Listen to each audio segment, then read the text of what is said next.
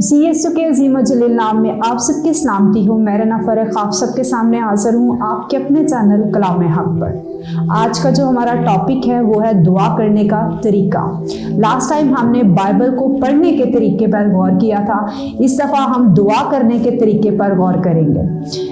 दोस्तों, मैं एक टीचर हूँ और मैं कोशिश करती हूँ कि मेरे आसपास जितनी भी बातें हो रही हैं उनको नोट करूँ और उनको उन टॉपिक्स को अपने माइंड में रख कर उनको एक सिंपल से अंदाज में आपके सामने पेश कर सकूँ। कम वक्त में बेहतर बातें आप तक पहुँचा सकें। आज का जो मेरा टॉपिक है वो है कि दुआ करने का तरीका। मुझे उम्मीद है आज के टॉपिक के बाद आपको दुआ करने का जो तरीका है या दुआ करने में जो भी कोई मुश्किल थी या कोई मसला था वो आपका हल हो जाएगा। अब आज के टॉपिक में हम बरकत, गुनाह, अपने गुनाह का इकरार करना, अपने लिए बरकत मांगना और अपनी ज़रूरियात को मांगने के बारे में सीखेंगे।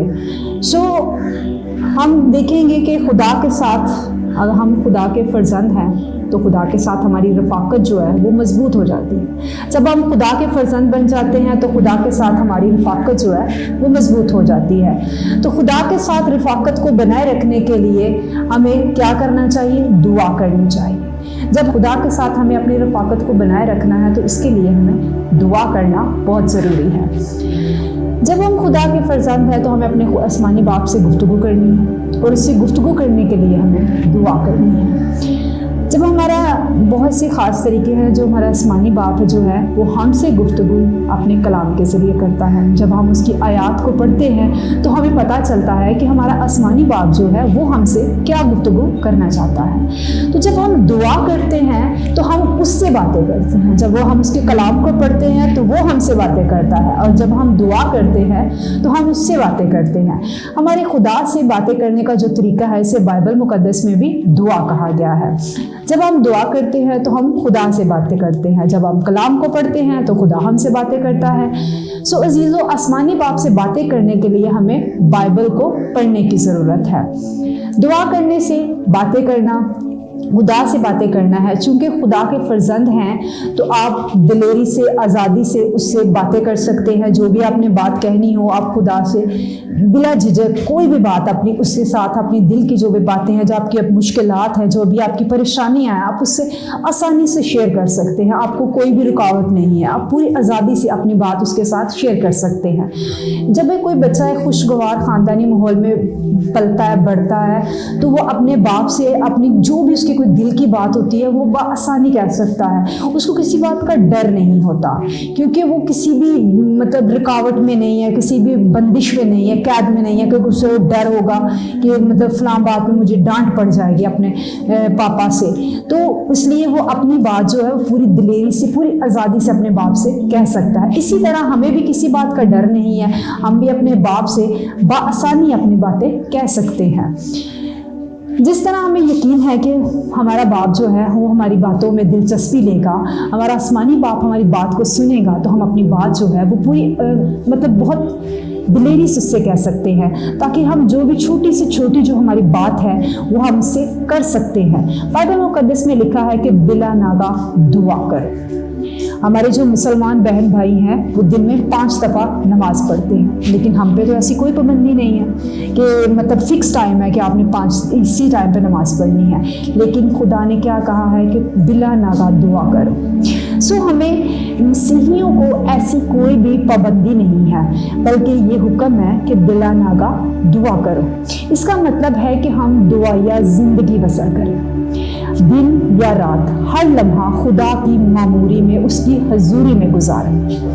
हर काम दुआ के साथ करें, हर लम्हा खुदा को याद करें। दुआ करें कि हम दिन में किसी भी वक्त खुदावंद से दुआ कर सकते हैं, लेकिन बेहतर ये है कि आप दुआ के लिए कोई भी टाइम जो है उसे फिक्स कर लें। सुबह के टाइम आप कोई भी टाइम फिक्स कर लें कि मुझे इस टाइम दुआ करनी है। बाकी आप दिन में, आप दोपहर में आप देख लें कि कब भी आपके काम ख़त्म हो जाए तो आप उस वक्त एक टाइम फिक्स कर लें कि इस टाइम मुझे दुआ करनी है। इसके बाद आप शाम को, रात को सोने से पहले एक टाइम फिक्स कर लें कि इस टाइम मुझे सोने से पहले दुआ करके सोना है। जैसे कि मैंने आपको कहा कि हम मसीहियों को कोई पाबंदी नहीं है कि आप इस टाइम दुआ ज़रूर करें या इस टाइम नमाज पढ़ें, लेकिन आप एक टाइम फिक्स कर लें, मुकर्रर कर کر لے کہ مجھے اس ٹائم دعا کرنی ہے. سو آپ کو تمام دوسری باتوں کو بھول کر اس خاص وقت میں آپ کا مکمل دھیان جو ہے وہ خدا کی طرف ہونا چاہیے. آج ہم دعا کرنے کی 3 اقسام پہ غور کریں گے. سب سے پہلا طریقہ ہے خدا سے مانگنا. بائبل مقدس میں لکھا ہے کہ تمہارا باپ جو آسمان پر ہے اپنے مانگنے والوں کو اچھی چیزیں کیوں نہ دے گا. خدا سے اچھی چیزیں حاصل کرنے کے لیے ہمیں دعا کرنی چاہیے. خدا ہمیں کہتا ہے مانگو. ہمیں صرف اپنے یا اپنے خاندان کے لیے نہیں مانگنا، ہمیں دوسروں کے لیے بھی مانگنا ہے. یہ نہیں کہ بس میں اپنے لیے ہی مانگتا جاؤں، بلکہ ہمیں دوسروں کے لیے بھی مانگنا ہے.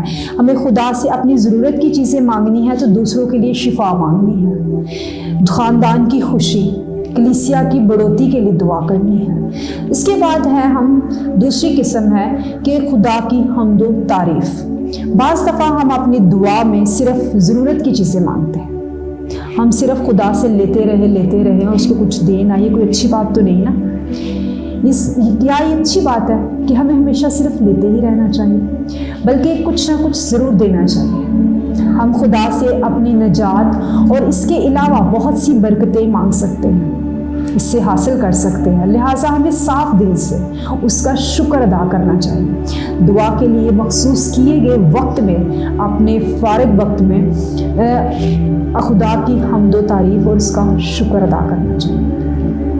ہم خدا کی بڑائی، محبت اور اس کی وفاداری کے لیے اس کی تعریف کر سکتے ہیں. خدا نے ہمیں جو بے شمار نعمتیں عطا کی ہیں اس کے لیے اس کا شکر ادا کر سکتے ہیں. اس کے علاوہ بعض دفعہ ہم خدا کی تعریف کے لیے ہمیں قربانی بھی دینی پڑتی ہے، اور خدا کی محبت کا شکر ادا کرنے کے لیے ہمیں اس کی حمد و تعریف کی قربانی دینی چاہیے. اس کے بعد ہے تیسری قسم کہ اپنے گناہ کا اقرار کرنا.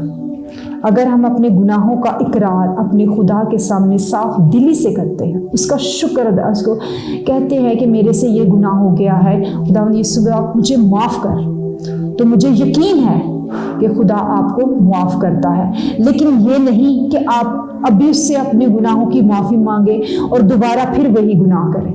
اس کے لیے وہ آپ کو معاف نہیں کرتا، بلکہ جب آپ اپنے گناہ کا اقرار کریں تو صاف دلی سے اپنے گناہ کا اقرار کریں اور دوبارہ اس گناہ کو نہ کریں. خداوند سے مانگنے، اس کی حمد و تعریف کے ساتھ ساتھ ہمیں ہمیشہ خدا کے سامنے اپنے گناہوں کا اقرار بھی کرنا چاہیے. خداوند خدا کہتا ہے کہ اگر اپنے گناہوں کا اقرار کرے تو وہ ہمارے گناہوں کو معاف کرنے اور ہمیں ساری ناراضگی سے پاک کرنے میں سچا اور عادل ہے. سو ہمیں اپنے گناہوں کا اقرار سچے دل سے کرنا چاہیے اور سچے دل سے اس سے معافی مانگنی چاہیے اور اس سے توبہ کرنی چاہیے. جب ہم اپنے گناہوں کا اقرار کرتے ہیں تو خدا ہمیں معاف کرتا ہے. خدا یسوع مسیح نے صلیب پر اپنی جان دی جس کی وجہ سے ہمیں گناہوں سے معافی ملے. خداوند تیرا پیار کتنا عظیم ہے، یہ اس کی تعریف ہے. اے خداوند میں تیری رحمت کے ساتھ اے خداوند میں نے تیری رحمت کے ساتھ دھوکہ کیا ہے، یہ اپنے گناہ کا اقرار ہے. کیونکہ جو اس نے ہمیں رحمتیں، اتنی نعمتیں دی ہوئی ہیں، ہم بعض اوقات ان کا ناجائز فائدہ اٹھاتے ہیں تو ہم گناہ کرتے ہیں. تو ہمیں اپنے گناہ کا اقرار کرنا چاہیے. اے خداوند اپنے خادم کو حکمت کی روح عطا کر. یہ کیا ہے؟ خدا سے مانگنا. اے خداوند میری مدد کر کہ جو کلام میں نے یہاں پہ پڑھا ہے، یہ جو باتیں میں نے یہاں کی ہیں، وہ جن لوگوں نے بھی سنی ہیں وہ ان باتوں کو اپنی زندگیوں میں بہتر طور پر استعمال کرنے والے بنیں. یہ خدا سے مانگنا ہے. سو میں بھی آپ سب کے لیے یہی دعا کرتی ہوں کہ آپ میں سے جتنوں نے آج میری باتوں کو سنا ہے، مجھے امید ہے کہ بہت سارے تو نہیں لیکن کچھ لوگوں کو تو میری بات سمجھ آئے گی اور آپ اس باتوں کو اپنی زندگیوں میں بہتر طور پر استعمال کریں گے. اور کوشش کریں کہ جتنے بھی لوگ مجھے سن رہے ہیں اس کو بات کو سمجھیں اور اپنے خدا سے مانگنا، اس کے سامنے اپنے گناہوں کا اقرار کرنا اور اس کی حمد و تعریف کرنا، یہ بہت ضروری ہے. اور ہمیں ہمیشہ دعا کرتے رہنا چاہیے تاکہ خدا کے ساتھ ہماری رفاقت بنی رہے. خدا کے ساتھ اپنے رشتے کو مضبوط کرنے کے لیے دعا کرنی چاہیے، خدا کے کلام کو پڑھنا چاہیے، تاکہ ہمیں پتہ چلتا رہے کہ ہمارا آسمانی باپ ہم سے کیا باتیں کرنا چاہتا ہے۔ آپ روزانہ ایک آیت بائبل کی ضرور پڑھیں، تاکہ آپ کو پتہ ہو کہ آج آپ کے باپ نے آپ سے کیا بات کہی ہے اور آپ نے اس کو اپنی زندگی میں کیسے استعمال کرنا ہے۔ خداوند آپ سب کو آج کے اس کلام کو اپنی زندگیوں میں بہتر طور پر استعمال کرنے، ان باتوں پر عمل کرنے کا فضل بخشے۔